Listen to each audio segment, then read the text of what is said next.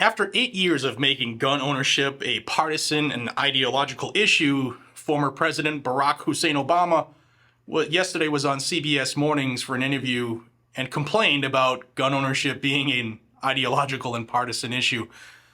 Man, this guy, I'm going to put this on because what he says is going to be spun for the next round of gun control. It always happens.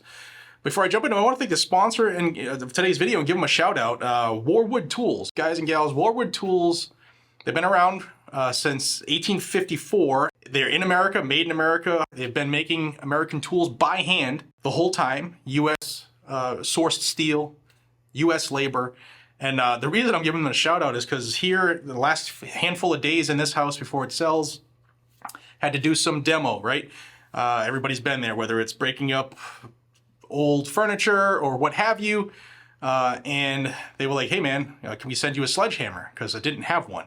And I was like, yeah, whatever. I'm going to need the help. And this bad Larry showed up. It's a 12-pound double-faced sledge, and it just destroyed everything. And as somebody who likes handmade stuff, I have a couple handmade knives. I admire the craftsmanship, I really do. This thing is beautiful. Check them out. Their website is linked down below. High-quality hand-forged tools made by American hands.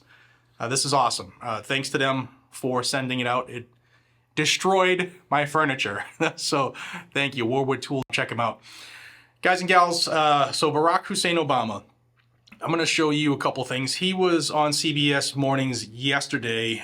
Nate Burleson did the interview with him. But they talk about firearms, of course, because he was one of the best gun salesmen in the world, in the history of the world, because he was trying to delete the Second Amendment, much like the person occupying his third term in office, Joe Biden, is trying to do by all means necessary.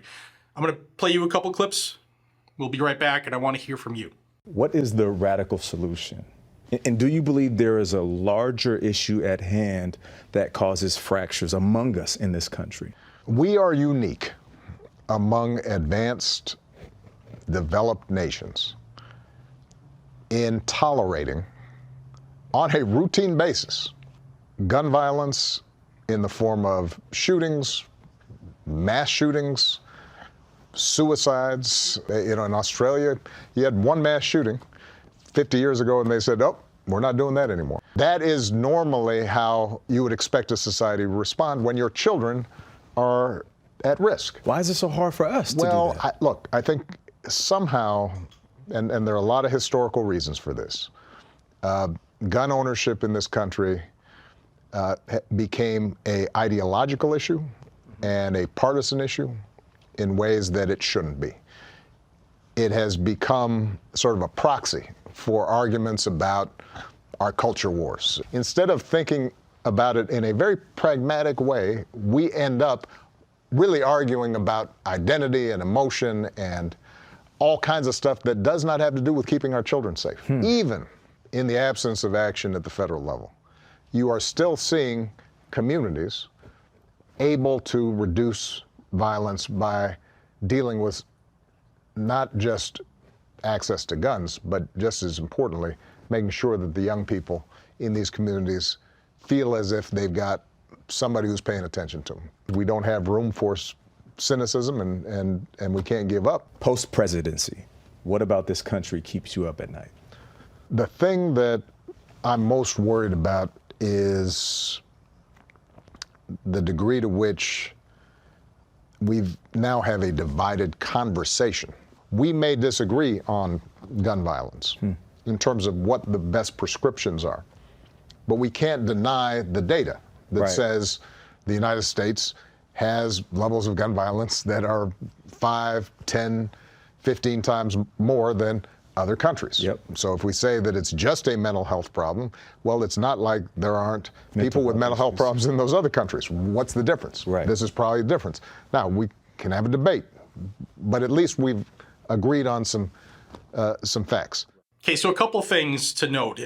His path, his version of this says that just Americans were just too tolerant of shootings and gun violence and mass shootings. Just too tolerant. We should be like Australia. That's how a normal country would respond, right?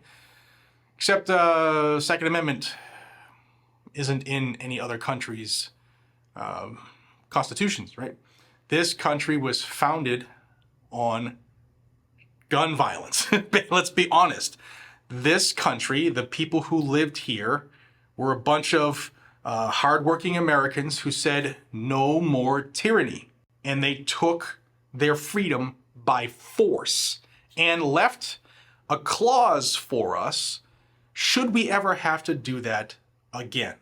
And Barack Obama and his ilk, they are trying to take that away, whittle it down to as little as possible before there's none left, by all means necessary. It's an all-out, full court press. And I bring that to you regularly. So if you want to stay in the loop, subscribe to this channel. I will do that for you every single day. I don't believe that us Americans exercising our right is a proxy for the culture war, is a proxy for a race war. In fact, over the last 3 years, if you look at all of the people buying firearms and you break them up by male, female, or ethnicity, the largest group purchasing firearms has been black females, and that is phenomenal to see everybody in this country realize that we are our own first responders. You watch all of the surveillance videos they have on every platform in the world, every social media platform, you can see crimes perpetrated against victims, law-abiding citizens who were taken advantage of by criminal thugs, right?